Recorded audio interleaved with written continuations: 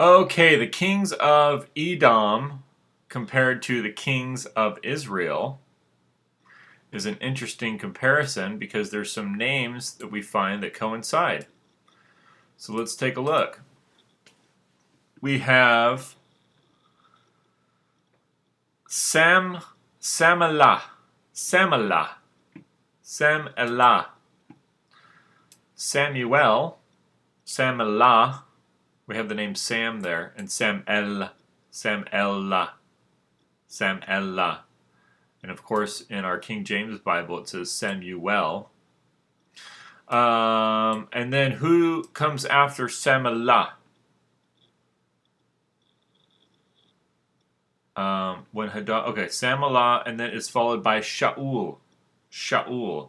Now, it's very interesting that obviously Shaul is Saul, is it not? Is Shaul not Saul? It's the same name, right?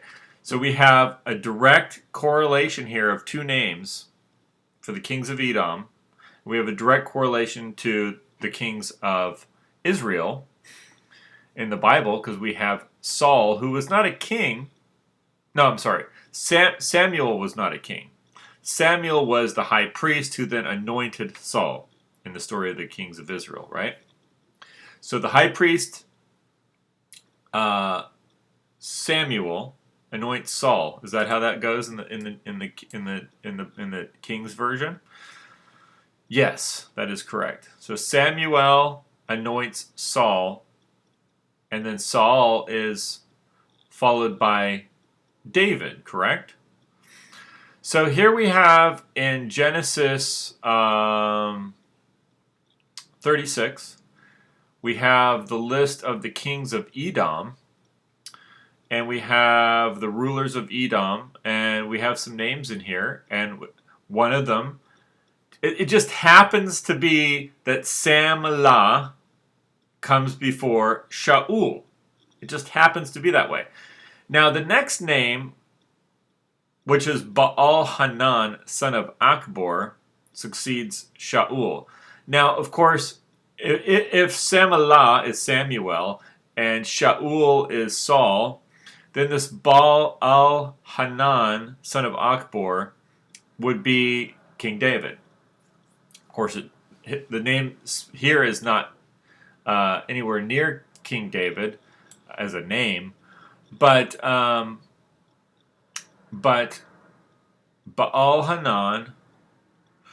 Baal, of course, means reference to Baal, the god of Canaan. Baal-Hanan. Hanan is Canaan. Baal-Hanan was the name of the king because they took the name of the god. Just like the Egyptians took the name of their gods, they would often take the names of gods. Son of Akbor. Now, if you notice that Akbor in Arabic means the great, right? Akbor means great. So Baal-Hanan, son of Akbor, died. Okay, so Baal-Hanan, son of Akbor, succeeded him as king, succeeded Shaul, Saul. And then when he died, Hadad, which is another common name. People in the Middle East are still named Hadad as a last name, by the way. I have a friend who's from Lebanon, and his father, I believe his last name was Hadad. And then you have the name Bag-Hadad. Hadad is basically the same type of god as Baal. And that's where you get into this thing called transtheonomesis, which is a word I made up. Transtheonomesis means the translating one god of one culture to the same god in another culture to the same god in another culture. It's just a different name, like Baal is also Hadad. It's the same god. It's the storm god. It's the god that rains down on the fields and grows the crops. So that's called transtheonomesis. I made that word up. So if you ever use that or ever find that in a dictionary, you'll know that I'm the one that started that. Okay, so just as an identification, because that's what people did in the old days, is they would identify their god with somebody else's god because they all had the same god, they just had different names. They all had the same gods. They just had different names. But I think it's interesting that this term, or that these god, that these kings, both Shaul and Samalah, come out of Edom, because it's just too coincidental that those two were paired up, Shaul and Samalah, because they're paired up in the story of the Kings. And you go, where did the story of the Kings come from? Because it doesn't appear to be a historical record of Israel, but it was part of their writings. And of course, when they converted to monotheism, they changed their books to reflect their new religion. And so they changed the flood story, and they changed the story of Sodom and Gomorrah, and they changed the story of Adam and Eve from the myth of Adapa. They just came up with a new version. Maybe there was a version more similar, though. Maybe the myth of Adapa version was, similar to other similar stories that were going around at the time. But because it's not, there's some similarities there, but it's a different story. But my point is that they changed the flood myth is an obvious one. Okay, they changed that story to reflect their new God. They changed. I'm sure that the Sodom and Gomorrah incident was a real incident, in the past, that they then applied to their religion and said, here's what happens. God punishes the wicked, right? And this is what will happen to your city. Because that's the new religion. The religion that God is just and he hates the unjust. He hates the wicked. And he brings his wrath of vengeance and justice when no one else will. So, the flood, natural disaster, but then it's attributed to the God of Israel as being a form of justice. The Sodom and Gomorrah incident could have been a natural disaster, could have been UFOs bombing with nuclear weapons or airplanes bombing. Who knows? I don't know. I'm just speculating. Made into the story of God's justice, right? Because the God of Israel was a God of justice and is a God of justice today. That's what it's identified with. So, but my point here is that we're trying to find the origins of these stories. And we're looking at Edom as a very possible explanation as to where the story of the kingdom of Israel comes from, particularly from Samuel and Saul and King David and Solomon, because those are not. That's not a real. That's the mythological part of the story. I'm sure there were later kings of those territories who may have been real and then were added later on. A lot of times in the Bible, I think what you'll notice is you'll have fictional stories that then end up with real people coming later, and then they don't know how it started, but they have these old books, and so they just attribute their fictionalized version to this other historical document that they have. That could be part of how they created it. But looking at these two names being paired together, Samalah and Shaul, it looks to me like this was the origin of the story of the kings of Israel, starting with the anointing of Saul by Samuel, and then the following of King David, and I believe, and then Solomon follows after that. Because if you read that story, they didn't have an empire that was that big ever. That's a fictionalized account. They did not have an empire of that magnitude. So that part is fictionalized. And I believe that they got the story from the stories of the kings of Edom. And the kings of Edom, I doubt that they had an empire that big either, but they were very isolated down there, and they had their own kingdom down there, and they had a route that came right through that passage. Is that what sea is that? There's like that passage that goes right up into the Sinai, up into the Sinai right there. So there's like a passage that goes from there and goes out and can go all the way to India and into the Persian Gulf and all that whole territory. So they did have a passage out there and they could get into Africa by sea. So they had a sea route. and that's valuable. And so that they were like the center hub of trade for that southernmost southern point, right? Over in Edom. And of course, you have the city of Petra over there, which was not carved out by who they, when you go on Wikipedia or you go on the History Channel, they'll tell you, you go on the history of Petra, they'll tell you the Nabateans did all this. They didn't.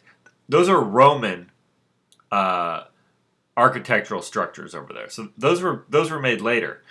But there was something there that the Romans were interested enough to go there, right? There was something there. And what was originally there was the original story, I believe, just based on my speculation here, the original story of the Kings of Israel was from Edom, was from the Kings of Edom.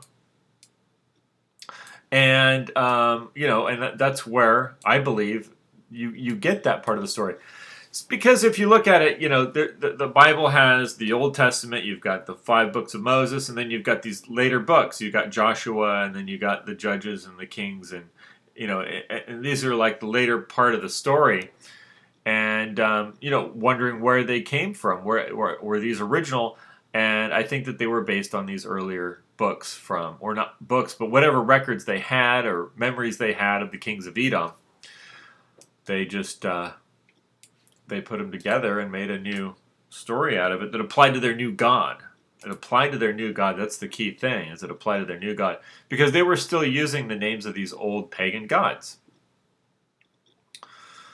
So anyway, I guess there's not a whole lot else to say on this video. I would say that,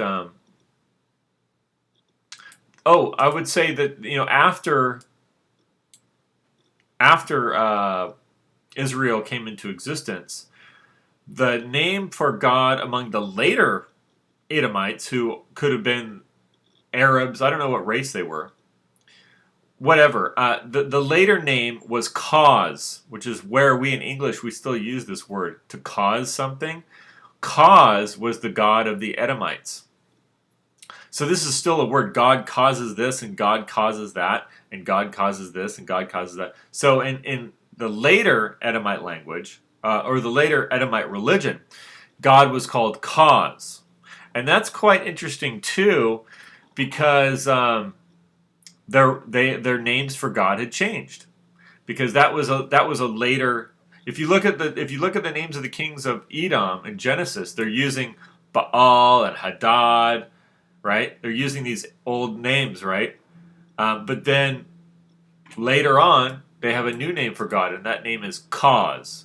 God is Cause. He's Cause. We worship Cause, and then we say He's the cause of the universe, right? So the Edomites at that time, when they had cause, there's no written record of it other than that was the name of God, the god of the Edomites for the later period of time. I think we're looking now at the Roman period. So this is like much later. Because if you look at the names of the Edomites on that Genesis list, that's around, well, that book was written after 1000 BC, but let's say that those names were from around 1000 BC. The name cause comes around during the Roman period, so that's around 100 BC to 100 AD and so forth. So that was the time where the Edomites had a new word for God, cause. Now, had the Edomites become monotheistic at that time? I don't know. That's an interesting question. But that name was not picked up by the Judeans. They went with Yahu, or Yahuwah, which is the name of their tribe. Oh, that was the other thing I was thinking of today. The word Judaism means the religion of the Jews. And this is a word that came about in the Greek by Paul of Tarsus, whose name was originally Saul, which comes from this, from this territory. Also, Shaul. So, but Paul used the word Judaism, the religion of the Jews. I don't know exactly what the word is in Greek, but in English we say Judaism, the religion of the Jews. And this is important because if you think about it, today we name our religions Christianity or Judaism or Islam or Hinduism. But in the old times, because I was thinking, well, what was the original name? What did the Jews call their religion back in the day? Of course, we know there were different types of Jews. There were there were the Pharisees and the Sadducees and the Zealots and the Essenes. But what did they call their religion? And so the truth is, they didn't call their religion anything. Nobody called their religion anything, as far as I can tell. And that's one of the big mysteries. Is like, what was it called? And Jordan Maxwell would say, oh, they called it the Way. Maybe people called Christianity the Way at one time. I don't know that they didn't. But if you look back in history, people didn't call their religion anything. They were the Greeks. They were the Babylonians. They were the the Judeans. They were the Samaritans, and this is their God. Their God is called El. Their God is called Yahuwah. Their God is called Zeus. Their God is called Hadad. So that's one other thing that we should all keep in mind. Nobody called their religion anything. They called their people something, and then their people had a God. So they didn't say we are practicing. The Greeks didn't say we're practicing Hellenism. The God of the Hellenites. We're not practicing Hellenism. No, they were just the Hellenites, and they had a god, Zeus, and that was their god. That was the god of the Hellenites. So you could say, the religion of the Hellenites would be Hellenism. The religion of the Jews would be Judaism. But Judaism, like Hellenism, is not the same as, let's say, today we call something, I guess the religion of the Hindus. Are the Hindus a tribe? Are they a people? Are the people called the Hindus? I guess they could be. I don't know. But you got Buddhism, the philosophy of Buddha. But that's different, see? Because let's say the tribe over there was called, I believe Sakyamuni, which is what was his name, he was part of the Aryans, right? But that wasn't necessarily his tribe. But whatever his tribe is, that normally in most religions, Buddhism was a little different because that was a philosophy. But in most religions, you say, they're this tribe-ism, the religion of this tribe, or the religion of that tribe. So that was the other thing, is that when you're looking for the name of the ancient religion, there isn't one. There was names of people, and those people had a god, and those people had rituals, and so that's what they call. They didn't have a name for their religion; they had a name for their gods, and they had religious practices of their people. All right, so I think that covers it. Have a good evening.